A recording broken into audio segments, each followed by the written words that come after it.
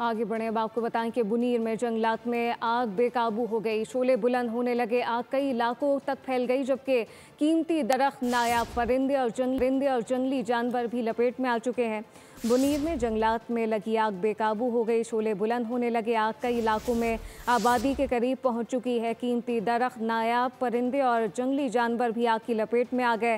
Rescue टीमों की जानिब से आग पर काबू पाने की कोशिशें जारी हैं। बुनेर में जंगलात में लगी आग बेकाबू हो चुकी है। शोले बुलंद होने लगे, आग कई इलाकों में आबादी तक पहुंच गई है, जबकि कीमती दरख्त, नायाब परिंदे, जंगली जानवर भी आग की लपेट में आ गए। रेस्क्यू टीमों की जानिब से आग पर काबू पाने की कोशिशें जारी हैं। फुटेज में भी देखा जा सकता है कि आग पर काबू पाने की कोशिशें रेस्क्यू टीमों की जानिब से जारी हैं, जबकि बुनेर में जंगलात में लगी आग बेकाबू हो चुकी है। शोले बुलंद होने लगे, आग कई इलाकों में फैल चुकी है, जबकि कीमती दरख्त, नायाब परिंदे, जंगली जानवर भी आग की लपेट में आ चुके हैं।